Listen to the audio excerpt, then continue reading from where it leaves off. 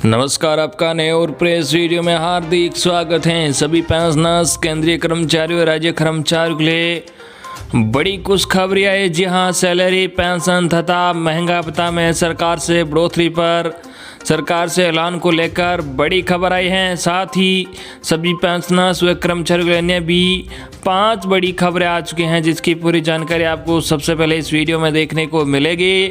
तो बने रहे आप वीडियो को लास्ट तक और जानिए महत्वपूर्ण खबरों को सबसे पहले। इससे पहले अगर आपने अभी तक भी इस वीडियो पर एक लाइक नहीं किया तो एक लाइक कर दीजिए, क्योंकि आपका एक लाइक ही हमारी मेहनत का फल होता है। और चैनल को भी फ्री में सब्सक्राइब नहीं किया, सब्सक्राइब कर लीजिए, ताकि आगे भी आपको कर्मचारियों व पेंशनर से जुड़ी हर एक लेटेस्ट अपडेट सबसे पहले देखने को मिलती रहे। तो चलिए बढ़ते हैं खबरों में आगे। आज की पहली बड़ी खबर, जी आपको बता दें कि 1 अप्रैल से आपकी सैलरी, पीएफ पर टैक्स सहित बदलेंगे 10 अहम नियम। जाने कैसे डालेंगे आपकी जेब पर असर। जी आपको बता दें कि 1 अप्रैल से नया वित्त वर्ष शुरू होने जा रहा है। इसी के साथ नौकरी पेशा, पेंशनर्स, आम लोग और बैंक से जुड़े कई नियम बदल जाएंगे। अगले महीने की 1 तारीख से जिन नियमों में बदलाव होने जा रहा है उनमें पीएफ में निवेश पर कर, नया श्रम कानून, आयकर रिटर्न सहित कई नियम हैं। ऐसे ही 10 नियमों को हम आपको बता रहे हैं, जिससे आप पहले से ही इन बदलावों को लेकर तैयार हैं। जी हाँ, आपको बता दें कि पीएफ जमा पर मिलने वाले ब्याज पर कर। जी हाँ, आम बजट 2021-22 में कर्मचारी भविष्य निधि ईपीएफ से मिलने वाले ब्याज पर कर की घोषणा की गई थी। एक वित्त वर्ष में 2.5 लाख तक पीएफ में निवेश ही कर मुक्त होगा। इससे ज़्यादा निवेश करने पर ब्याज से होने वाली कमाई पर कर देना होगा। मतलब अगर आपने 4 लाख रुपये सालाना जमा किया है तो 1.5 लाख रुपये पर ब्याज से जो कमाई होगी उस पर आपको अपने टैक्स स्लैब की दर से कर देना होगा। वही वेतन से जुड़े नियमों में बदलाव होगा। जी हाँ, आपको बता दें कि सरकार 1 अप्रैल से वेतन का नया वेज कोड लागू करने की तैयारी में है और नया श्रम कानून आते ही आपकी सैलरी में बदलाव होंगे। नए श्रम कानून के मुताबिक आपको इन हैंड मिलने वाली सैलरी में वेतन का हिस्सा 50% होना चाहिए, यानी 1 तारीख से आपकी सैलरी स्ट्रक्चर में बदलाव हो सकता है। वही पहले से भरा हुआ आयकर रिटर्न फॉर्म की बात करें तो कर्मचारियों की सहूलियत के लिए और आयकर रिटर्न दाखिल करने की प्रक्रिया को आसान बनाने के लिए व्यक्तिगत करदाताओं को अब 1 अप्रैल 2021 से पहले से भरा हुआ रिटर्न फॉर्म प्री फिल्ड उपलब्ध कराया जाएगा। इससे रिटर्न फाइल करना आसान हो जाएगा।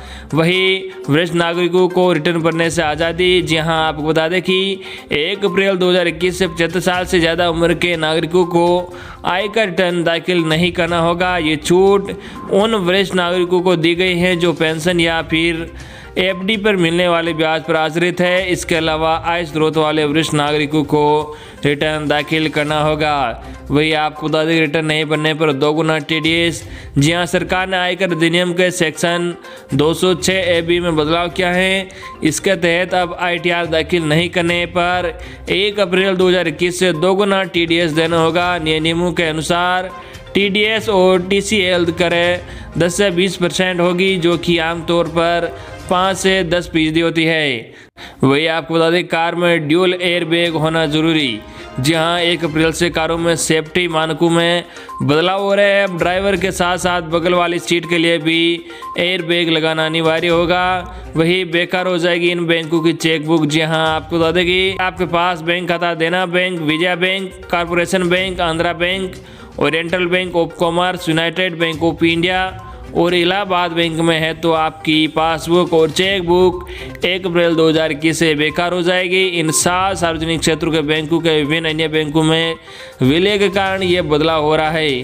भैया आपको बता दें कि पेंशन फंड मैनेजर लेंगे ज़्यादा फीस। अगर आप पेंशन फंड में निवेश करते हैं तो आपके लिए जानना जरूरी है। Pension fund regulatory and development authority ने पेंशन फंड मैनेजर को अपने ग्राहकों को 1 अप्रैल से उच्च शुल्क लेने की अनुमति दी है। इस कदम से इस सेक्टर में अधिक विदेशी निवेश को आकर्षित किया जा सकता है।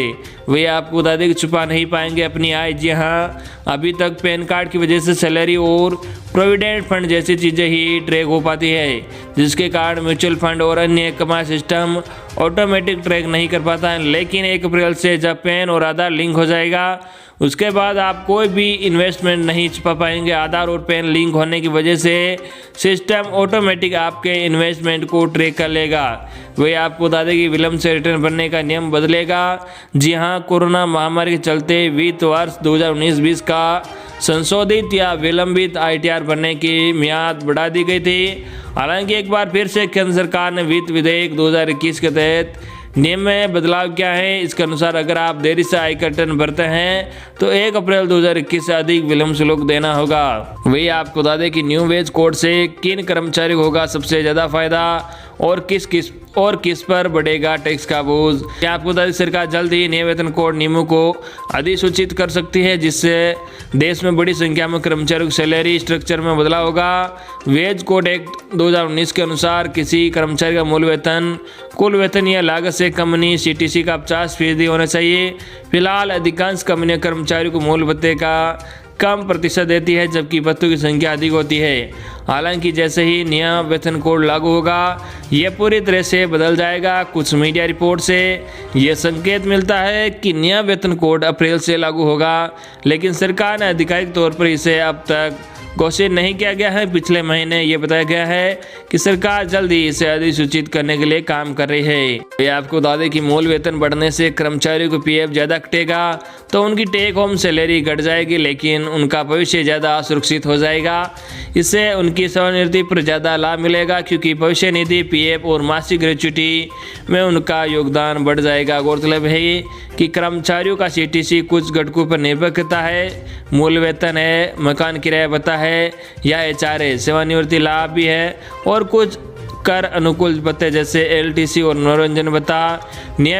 नया वेतन कोड नियम लागू होने पर कंपनियों को यह सुनिश्चित करना होगा मूल वेतन को छोड़कर CTC में शामिल किए जाने वाले अन्य घटक 50% से अधिक न हो और अन्य आधे में मूल वेतन होना चाहिए। इससे कंपनियों को कुछ निकास भत्तों में कटौती हो सकती है, जो आमतौर पर अधिक है।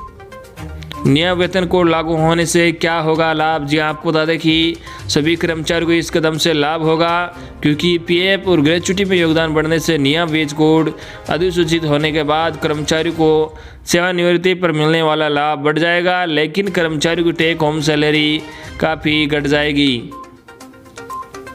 वही आपको बता दें कि जाने कितना बढ़ेगा टैक्स का बोझ। जहाँ नया वेतन कोड लागू होने पर CTC का 50% का मूल वेतन भी उच्च आय वर्ग के कर्मचारियों को ज़्यादा प्रभावित करेगा, क्योंकि मूल वेतन टैक्सेबल होता है, इसलिए मूल वेतन ज़्यादा होने पर टैक्स भी ज़्यादा कटेगा।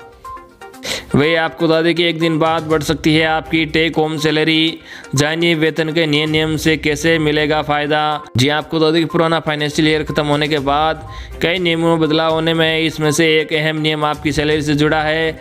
दरअसल सरकार की ओर से नया वेतन कानून यानी न्यू वेजेज कोड 1 अप्रैल से लागू हो जाएगा। इस नियम के बाद आप अपना टैक्स घटाकर अपनी टेक होम सैलरी बढ़ा सकते हैं। आइए जानते हैं क्या है नया वेतन का कानून और कैसे आप इसका फ़ायदा उठा सकते हैं। सरकार की नए वेतन कानून के तहत आपको हर महीने मिलने वाली सैलरी में मूल वेतन का हिस्सा 50% होना चाहिए। मूल वेतन के अंदर आपकी बेसिक सैलरी, महंगाई भत्ता और रिटर्निंग अलाउंस शामिल होना चाहिए। इन तीनों मुद्दों को जोड़कर आपकी बेसिक सैलरी की गणना की जाती है। इस स्ट्रक्चर से ऐसे होगा लाभ। जी आपको बता दें कि 1 अप्रैल से नया वेज कोड लागू होने के बाद आप अपनी सैलरी का स्ट्रक्चर बदल सकते हैं। नए कानून में सैलरी में PF, ग्रेच्युटी, महंगाई भत्ता, यात्रा भत्ता और हाउस रेंट अलाउंस समायोजित किए जाएंगे। वही बेसिक सैलरी का 50% होने का मतलब है कि अन्य भत्ता 50% से ज़्यादा नहीं हो सकेंगे। इसी तरह PF और अन्य भत्तों में बदलाव होने से भी टैक्स का भार कम हो सकेगा, जिसका असर आपकी टेक होम सैलरी पर दिखेगा।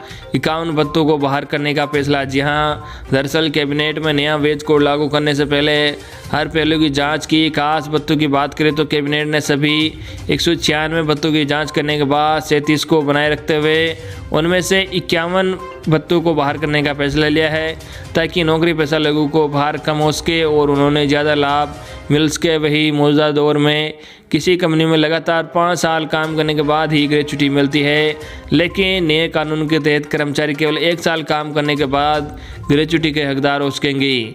वही आपको बता दें कि लाखों सरकारी कर्मचारियों को मिल चुकी है यह सौगात।